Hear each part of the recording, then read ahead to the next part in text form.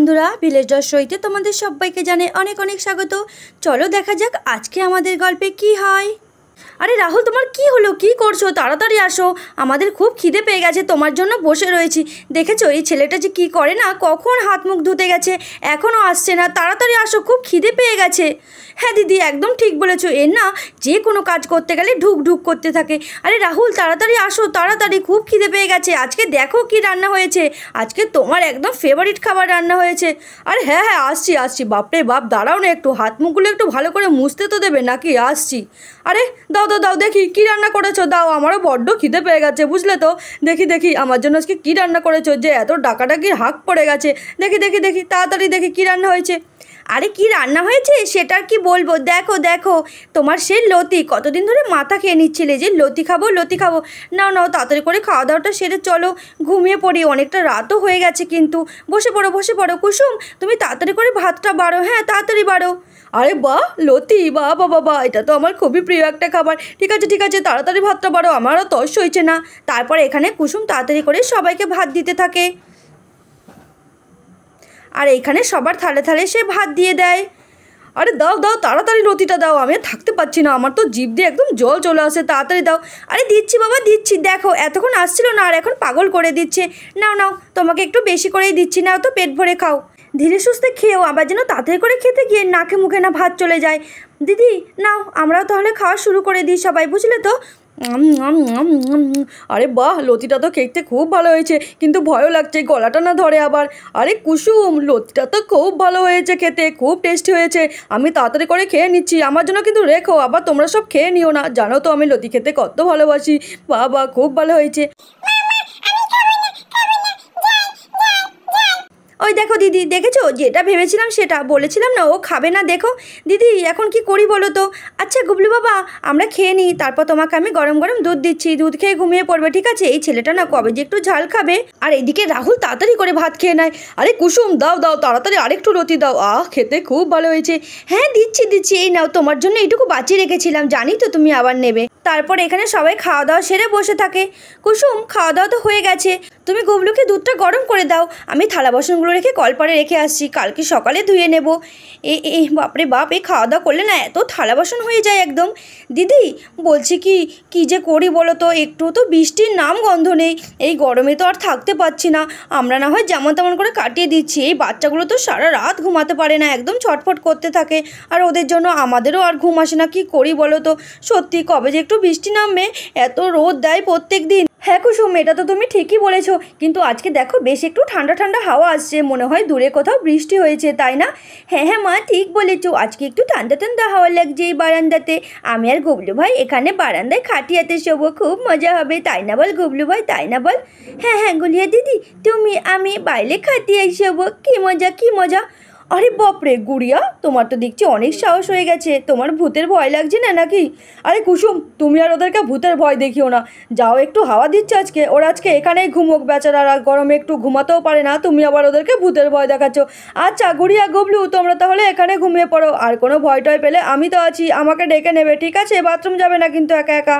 তারপর এখানে সবাই যে যার মতো ঘুমিয়ে পড়ে, আর গুড়িয়ার গুবলু খাটিয়ায় ঘুমিয়ে পড়ে। হঠাৎই মাঝরাতে একটা ছেলে ধরা গুড়িয়াদের বাড়িতে আসতে থাকে। আরে যাই যাই যাই, এই বাড়িটা দেখছি তালা খোলা আছে, সব বাড়িতে আজকাল দেখছি তালা লাগিয়ে ঘুমায়, কোনো বাচ্চা কাচ্চা চুরি করে বিক্রিও করতে পারছি না। দেখি দেখি এই বাড়িটাই যাই, যদি একটা ভালো বাচ্চা পাই।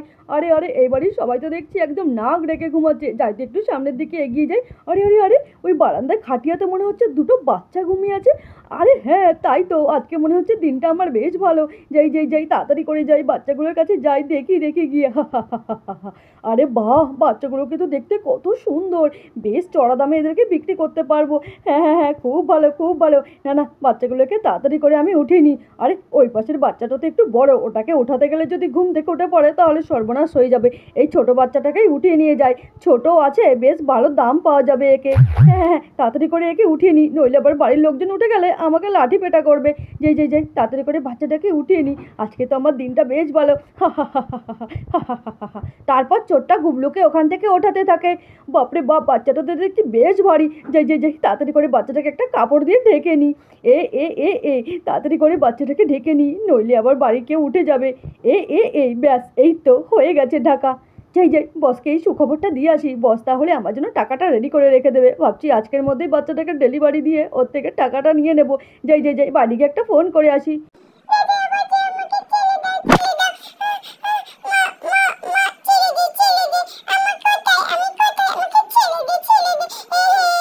আরে বাচ্চাটা তো দেখতে চিল্লামিল্লি করছে। এই বাচ্চা, এই চপ চপ চপ, একদম চিল্লাবি না, একদম না, একদম মেরে ফেলবো বলে দিলাম।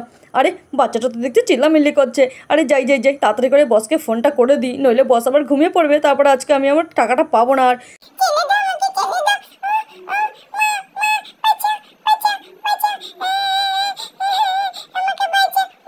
আর ঠিক সেই মুহূর্তে রাহুলের ঘুম ভেঙে যায়। আরে বাপরে বাপ, বড্ড টয়লেট পেয়ে গেছে, না আর শোয়া যাচ্ছে না। যাই যাই তাড়াতাড়ি করে টয়লেটটা করে আসে গিয়ে।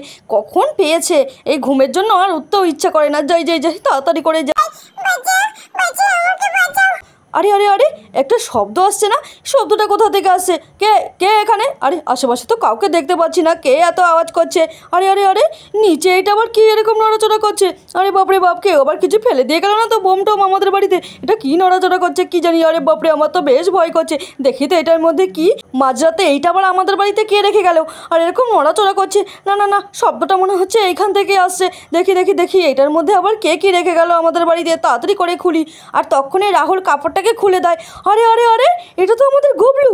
আরে গুবলু বাবা, তুই এখানে কি করে আসলি? হে ভগবান, তাড়াতাড়ি তাড়াতাড়ি আমার কোলে আয়। আরে গুবলু বাবা, কি হয়েছে? তুই এখানে কেন? কি হয়েছে বল, আমাকে বল।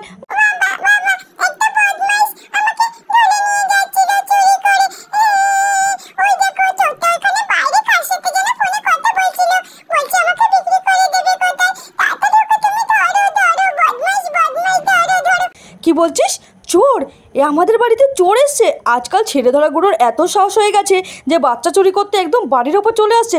না না, একে কিছুতেই ছাড়লে হবে না, নইলে আবার এই বাড়ি থেকে পালিয়ে অন্য কারো বাড়ি গিয়ে তার বাচ্চাকে চুরি করবে।